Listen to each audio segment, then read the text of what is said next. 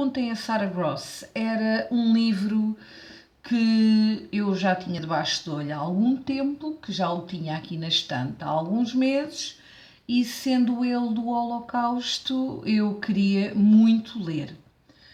E vou começar pelo fim. Este livro aconteceu-me uma coisa que nunca me tinha acontecido, que eu às vezes ouvia falar e pensava assim, mariquices, mas não, é verdade.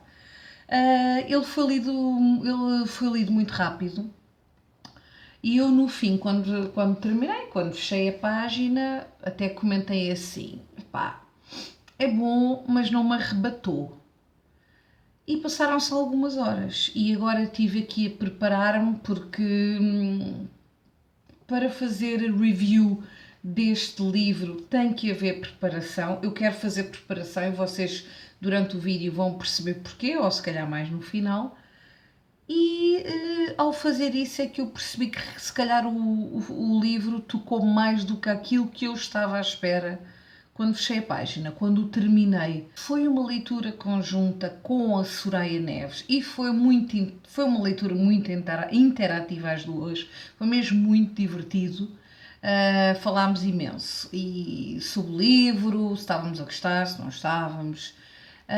E então, este livro, eu não conhecia este autor, João Pinto Coelho, e nota-se que há aqui muita investigação.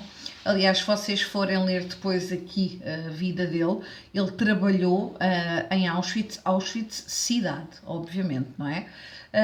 E está ligado também à comunidade judaica pelo trabalho. Há aqui muita investigação. E eu vou começar então, para não me perder, porque é muito fácil eu perder-me, e principalmente neste livro, porque ele é tão rico. Isto conta a história, podemos dizer que tem duas personagens principais. Vou baixar, porque isto já me deu o braço, que ele é pesado.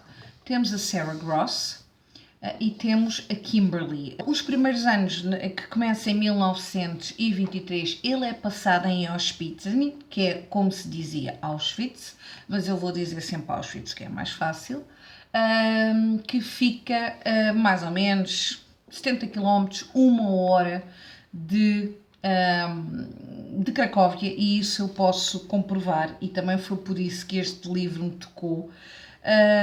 Ele trouxe muitas recordações da minha viagem à Polónia, e realmente é uma hora de carro, porque foi o que eu fiz de Cracóvia até a Auschwitz, e lembro-me perfeitamente de estar a chegar nervosa e ver então a placa a dizer Auschwitz, como se diz, pronto, que é o nome da cidade.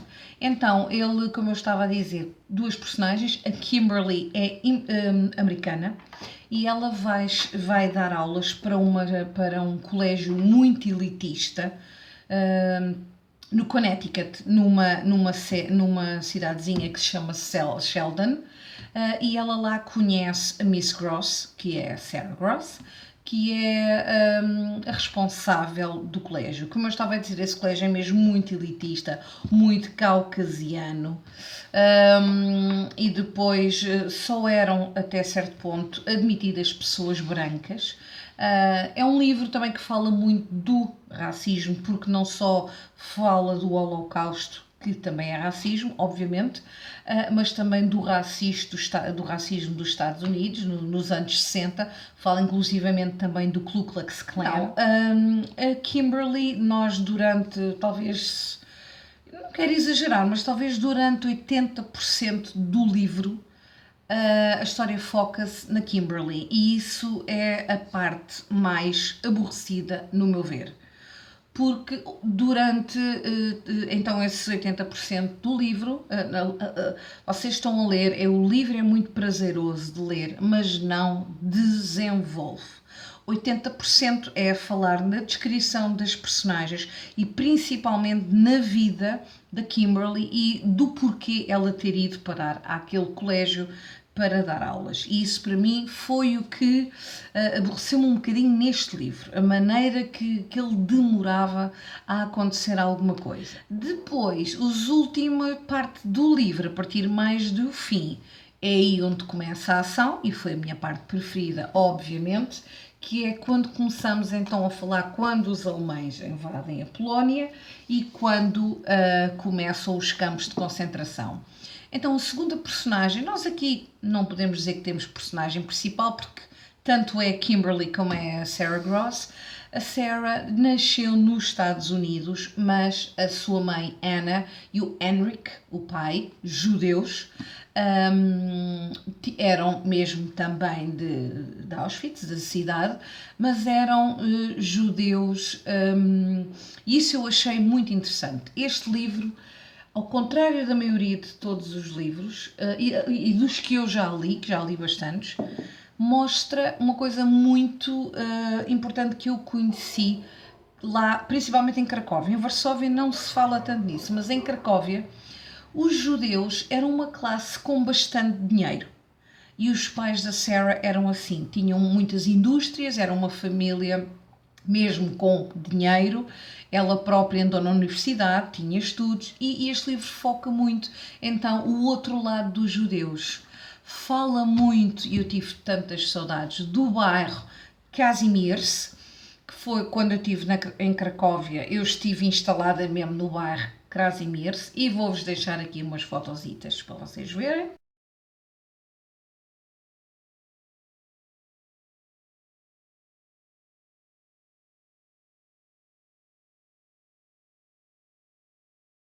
Essa foto que vocês viram, uma das, é mesmo no largo do bairro. O bairro não é muito grande e nesse largo vocês têm a sinagoga e têm vários restaurantes ali à volta que não convém irem lá porque são muito caros.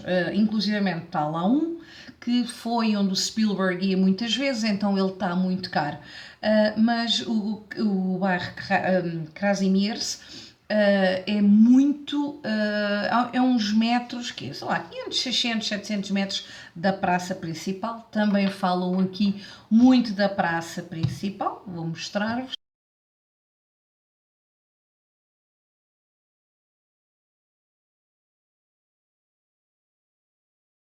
Onde os judeus andavam bem vestidos, de chapéu, de charrete. Isso é muito interessante de ver, porque é um lado que nós às vezes não temos, temos sempre o outro lado, imaginamos sempre os judeus coitadinhos esperrapados, a outra parte má, mas não, os judeus sempre foram, aliás, o bairro Krasimirs, o nome vem de um judeu que foi um grande impulsionador dos negócios e disso tudo. Entretanto, então, eu estava a dizer que esta família vive muito bem e depois, então, há uma altura que a Sarah tem um namorado e já não me recordo se eles estão casados ou se já não entrei. Pronto, tem uma relação. E então os alemães invadem a Polónia e começam a ser maltratados, digamos assim. Ou seja, o objetivo do Henrik Gross, que era o pai da Sarah, foi que que o seio familiar estivesse empregado. Eles não queriam receber salários, mas ele queria que, principalmente a Sarah, a sua esposa, estivessem empregados, porque os primeiros judeus a serem deportados para o gueto eram os que não trabalhavam. E eu aqui também matei muitas saudades do gueto judeu. Vocês têm esta ponte.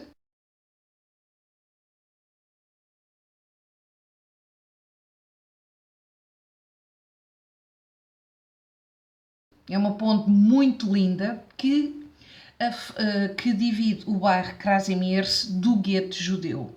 E neste gueto é impressionante, vocês vão ver aqui um monumento de umas cadeiras.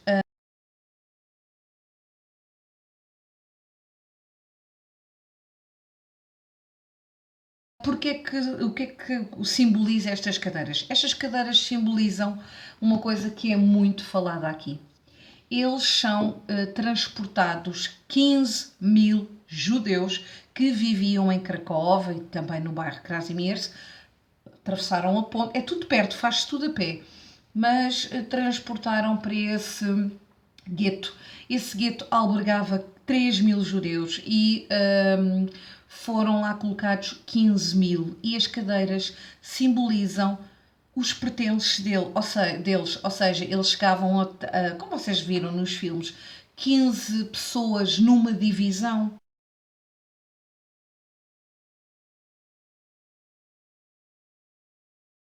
Então eles tinham que, quando eles finalmente são deportados para os campos de concentração, eles são obrigados a saírem todos com uma mala de 10 quilos.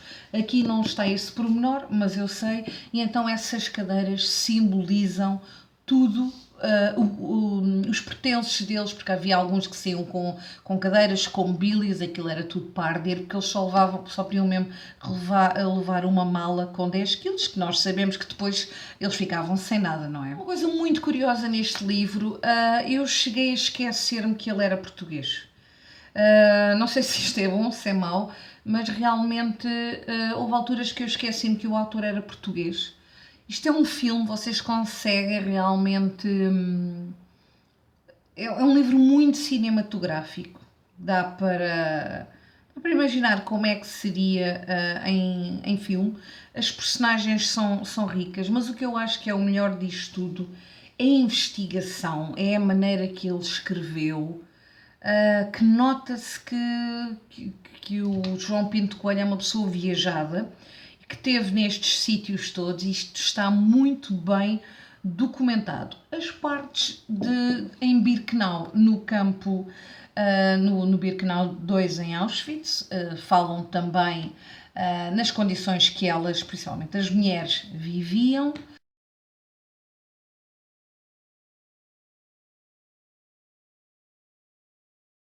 E no fim, também uma coisa que às vezes não é muito mostrada nos filmes e nos livros é quando acabou a guerra e os ingleses invadiram os campos de concentração, principalmente, agora estamos a falar da Polónia, os americanos, desculpem, os alemães quiseram acabar com todas as provas que tinha havido ali realmente aqueles campos de concentração e mandaram as pessoas embora e as pessoas faziam os judeus sem força, sem condições, morreram milhares pelo caminho, fizeram a pé até a Alemanha para se salvarem e também foca muito essa parte, ou seja, o final dos campos de concentração. Então, o que é que eu não gostei? Volto a dizer, não achei que. Pronto, mas o autor lá teve os seus motivos.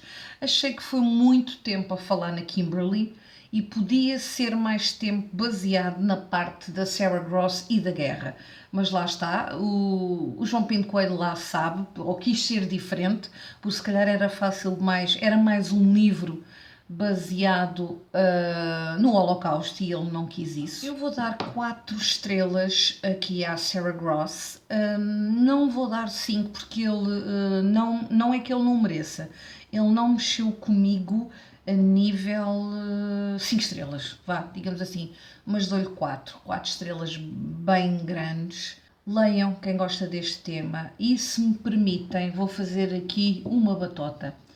Dentro desta temática, há aqui um livro que eu já li, que achei superior, mas muito, muito parecido, que é A Contadora de Histórias, da Jodi Picoult, que é também uma história sobre o Holocausto e a atualidade, onde as histórias se misturam. Quem gostou da Sarah Gross, tente este porque é superior.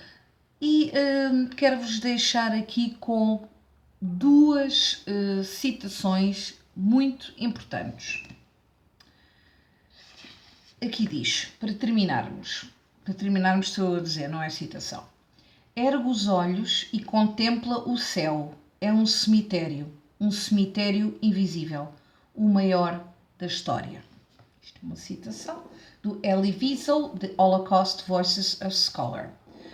Aqui não é uma citação, é uma frase que eu nunca a tinha lido, claro, é do João Pinto Coelho, mas que eu gostei muito. Quando os judeus são obrigados a usar a estrela de David, o Hendrik, o pai de Sarah, que era um judeu muito orgulhoso das suas raízes, diz isto. Mostrem a mesma altivez com que eles usam as malditas braçadeiras vermelhas dos nazis. E então, para terminar, antes de vos mostrar uma fotografia que eu tirei lá em Birkenau 2 e que toca. Morreram 1 milhão de pessoas em Auschwitz. Polacos, ciganos, judeus, bebés, mulheres grávidas, idosos. Chega. E acho que o livro tem que ser lido por causa disso. E vejam o que é que está escrito nesta página, nesta fotografia. Ponham o pause, vejam o texto que está escrito nesta lápide.